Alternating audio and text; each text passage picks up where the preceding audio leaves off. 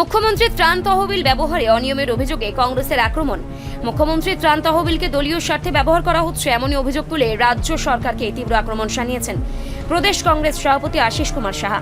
তার বক্তব্যে তিনি দাবি করেন, সাম্প্রতিক নির্বাচনোত্তর হিংসায় ক্ষতিগ্রস্তদের মধ্যে শুধুমাত্র বিজেপি কর্মীদের আর্থিক সহায়তা দেওয়ার সিদ্ধান্ত নিয়েছে সরকার। এই পদক্ষেপকে তিনি পক্ষপাত দুষ্ট ও অনৈতিক বলেই অভিহিত করেন। আশিস সাহা বলেন, ত্রিপুরায় রাজনৈতিক হিংসা নতুন নয়। অতীতেও কংগ্রেস ও সিপিআইএম এর বহু কর্মী আক্রান্ত হয়েছেন, তাদের ক্ষেত্রেও সমানভাবে সাহায্য দেওয়া উচিত ছিল।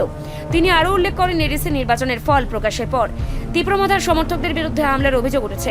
সেই প্রেক্ষাপটে ক্ষতিগ্রস্ত পরিবারের পাশে দাঁড়ানো সরকারের দায়িত্ব হলেও তা কোনো নির্দিষ্ট দলের মধ্যে সীমাবদ্ধ থাকা উচিত নয়। কংগ্রেস সভাপতির বক্তব্যে স্পষ্ট হয়েছে, মুখ্যমন্ত্রীর ত্রাণ তহবিল আসলে জনগণের জন্য, যা শাসক দল, বিরোধী দল এবং সাধারণ মানুষের সকলের। এটি কোনোভাবেই নির্বাচনী বা দলীয় স্বার্থে ব্যবহার করা উচিত নয়। তিনি সরকারের বিরুদ্ধে তহবিলের অপব্যবহারের অভিযোগ তুলে দাবি করেন, রাজনৈতিক পরিচয় নির্বিশেষে সমস্ত ক্ষতিগ্রস্ত পরিবারকে সমানভাবে আর্থিক সহায়তা দিতে হবে। পাশাপাশি তহবিল বন্টনের স্বচ্ছতা ও নিরপেক্ষতা বজায় রাখার জন্য প্রশাসনের প্রতি আহ্বান জানান। এই অভিযোগকে কেন্দ্র করে রাজনৈতিক মহলে নতুন করে বিতর্ক শুরু হয়েছে। সাধারণ মানুষের মধ্যে প্রশ্ন উঠছে, সরকারি তহবিল কি সত্যি নিরপেক্ষভাবে ব্যবহার করা হচ্ছে, নাকি তা দলীয় স্বার্থে সীমাবদ্ধ হয়ে পড়েছে? আমাদের প্রশ্ন, যারা ক্ষতিগ্রস্ত তাদেরকে সহযোগিতা করা এটা সরকারের দায়িত্ব।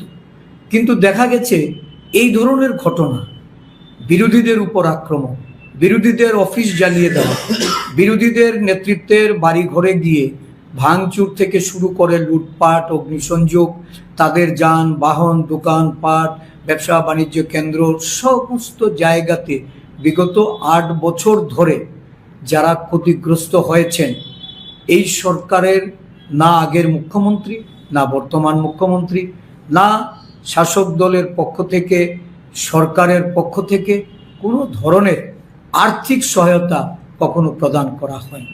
এখন স্বাভাবিকভাবেই প্রশ্ন উঠছে যে এই যে মুখ্যমন্ত্রীর ত্রাণ তহবিল, এই মুখ্যমন্ত্রীর ত্রাণ তহবিলে যারা ত্রাণ হিসাবে অর্থ সাহায্য করেন, এটা কি দলীয় কাজে ব্যবহৃত হতে পারে?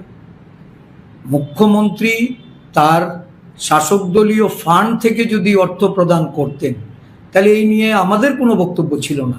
কিন্তু মুখ্যমন্ত্রীর ত্রাণ তহবিলটা, এটা মুখ্যমন্ত্রীর চেয়ার থেকে সার্বিকভাবে সকলের ক্ষেত্রেই এটা প্রযোজ্য। কিন্তু আমরা দেখলাম শুধুমাত্র এখন বোঝা যাচ্ছে যে মুখ্যমন্ত্রীর ত্রাণ তহবিল মানে এটা দলীয় তহবিল, শাসক দলীয় বিজেপি দলের তহবিল রূপে এই তহবিলে যারা প্রদান করে থাকেন নানা মানবিক কাজে বা মানুষের সহায়তা প্রদানের জন্য, এটা একতরফাভাবে একটা দলের কিছু মানুষের সাহায্যার্থে মুখ্যমন্ত্রী ব্যয় করে চলেছেন। এটা অত্যন্ত অনৈতিক। এবং আমি বলবো যে মুখ্যমন্ত্রীর ত্রাণ তহবিল এটা ব্যয় করার ক্ষেত্রে ওনার যথেষ্ট সংযম হওয়া প্রয়োজন। আমরা এই বিষয়ে এটা গভীরভাবে নিন্দা জানাই।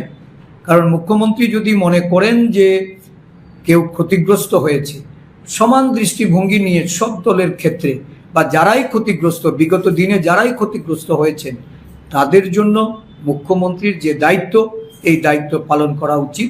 এটা শুধু নিজ দলের ক্ষেত্রেই নয়, অন্যান্য রাজনৈতিক ঘটনাবলীতেও ক্ষতিগ্রস্ত পরিবারগুলির জন্য ওনার অনুরূপ ব্যবস্থা গ্রহণ করা উচিত ছিল। উনি করেননি। আমি দাবি রাখবো যে এটা ওনাকে করতে হবে।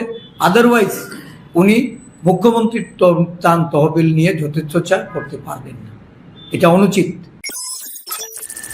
রিপোর্ট সংবাদ প্রতীক্ষা।